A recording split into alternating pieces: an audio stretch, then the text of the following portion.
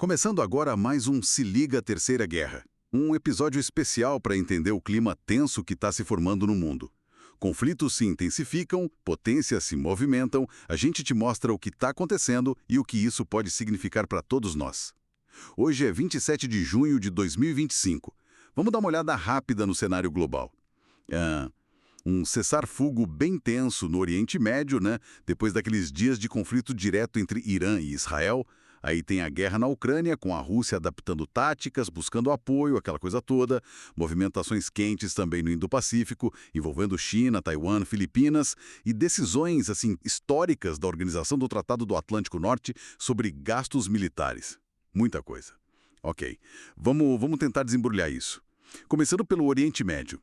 Temos esse cessar-fogo entre Irã e Israel que começou dia 24 de junho, né? Depois de uns 12 dias de confrontos diretos, ataques americanos em instalações nucleares iranianas. Uma pausa bem tensa, eu diria. Extremamente tensa e, cheia de incertezas, sabe? A Agência Internacional de Energia Atômica, que é o órgão da ONU que cuida disso, diz que as centrífugas lá em Fordow, que foi um dos locais atacados pelos americanos, pararam. Não estão funcionando mais. Só que, ao mesmo tempo, a inteligência europeia está dizendo que o estoque de urânio enriquecido do Irã pode estar, largamente intacto, talvez escondido, né, sob escombros. Quer dizer, teve dano sim, mas qual a capacidade real do Irã agora? É uma incógnita. Entendi.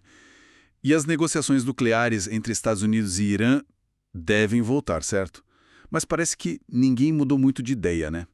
Os Estados Unidos continuam com as tais linhas vermelhas contra o enriquecimento.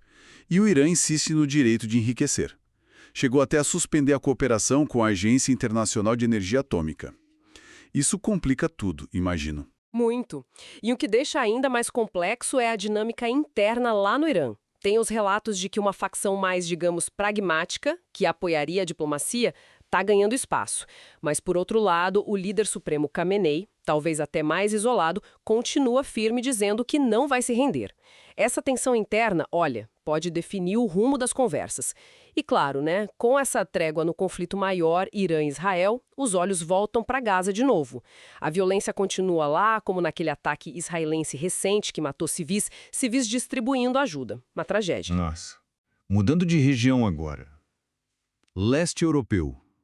Ucrânia. O comando militar ucraniano disse que conseguiu estabilizar a frente lá em Sumi. E isso é um respiro para eles. É um respiro bem localizado. Porque, apesar disso, as forças russas continuam avançando em outros pontos, perto da própria cidade de Sumi, em Chasiv-Yar, e eles estão adaptando as táticas, né? Usando mais infantaria, até motocicletas para ganhar mobilidade e agilidade. A guerra segue naquele ritmo de desgaste brutal, sabe? E os ataques russos continuam fazendo muitas vítimas civis. Aquele míssil em Dnipro que matou 17 pessoas, muito triste. A Ucrânia tenta responder, claro, principalmente com drones atingindo o território russo. E a Organização do Tratado do Atlântico Norte, a Aliança Militar Ocidental, na última cúpula deles, decidiram aumentar o apoio para a Ucrânia. Como ficou isso? Sim, reforçaram o apoio.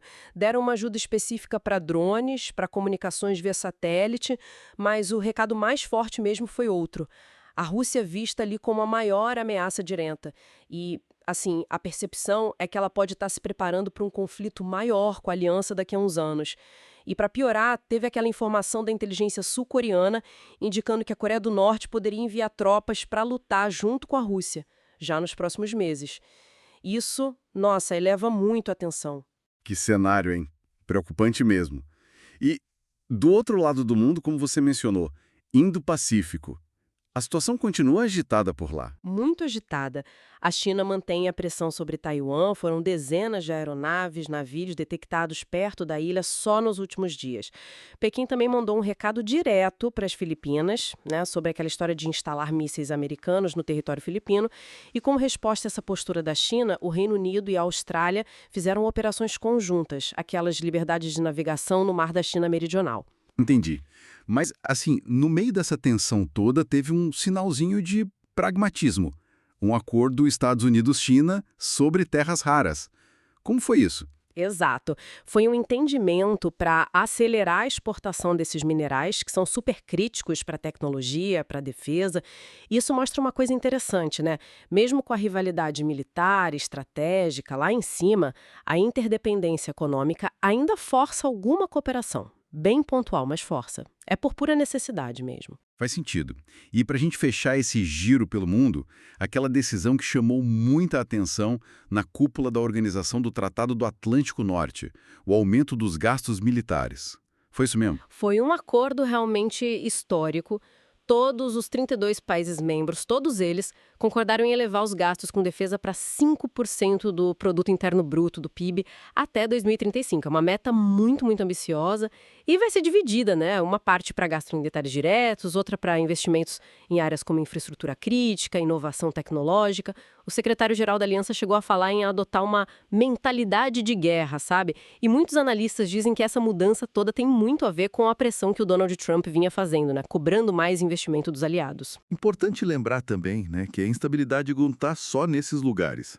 A gente vê conflitos continuando na Etiópia, na região do Sahel, no Sudão, e tudo isso acaba batendo nos mercados globais. A S&P Global, por exemplo, já sinalizou isso. O impacto dessas tensões geopolíticas está cada vez maior. Ufa, né? Muita coisa acontecendo ao mesmo tempo. O cenário global está mesmo complexo e, assim, tudo parece conectado, né? De alguma forma. É fundamental, sabe? Tentar entender como esses eventos se influenciam. Porque as consequências, sejam de segurança, sejam econômicas, elas acabam chegando para todo mundo. Exatamente. Bom, agradecemos a companhia nesta análise rápida do cenário mundial. Foi muita informação, mas importante para a gente ficar ligado. Isso aí. Fiquem ligados para a nossa próxima conversa sobre os temas que estão moldando o nosso futuro. Tem sempre coisa nova acontecendo. Até lá.